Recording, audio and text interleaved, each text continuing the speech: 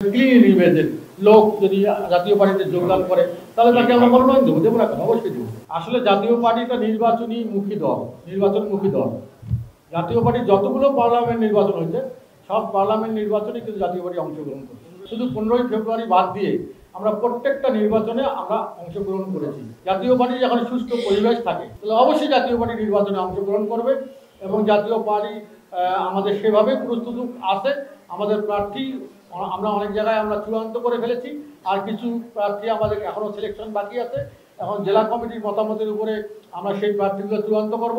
নির্বাচনের জন্য প্রস্তুত আমরা চাই। নির্বাচনী একটা পরিবেশ, লেভেল প্লেয়িং ফিল্ড একটা দরকার, যেখানে প্রত্যেকটা রাজনৈতিক দল তাদের স্ব প্রার্থীর ব্যানারে তারা যেন নির্বাচন করার পরিবেশ তারা পায়, সেটার জন্য আমাদের আসলে দাবি থাকবে। তার কারণ আপনারা দেখেন যে বিএনপির অনেক বিরোধিতা করার কারণে অনেক ডিসিশন কিন্তু চেঞ্জ হয়েছে। যেমন আমাদের প্রেসিডেন্ট চুপ্পু সাহেবকে সবাই সরানোর জন্য একবারে মব করেছিল, কিন্তু বিএনপি সেখানে নাকচ করেছে। তারা কিন্তু চুপ্পু সাহেব এখনও কিন্তু প্রেসিডেন্ট আছে।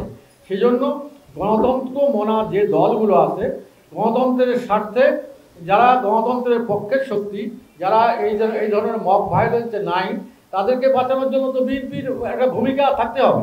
তা নাহলে তো বিএনপি একা হয়ে যাবে।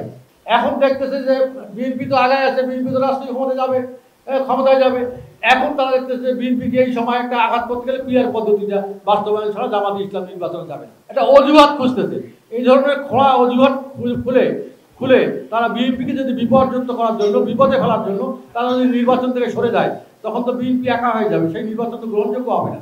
সেজন্য বিএনপির স্বার্থেই আমার মনে হয় সব দলের অংশগ্রহণটা নিশ্চিত করার জন্য মহাসচিব সাহেব বলছে।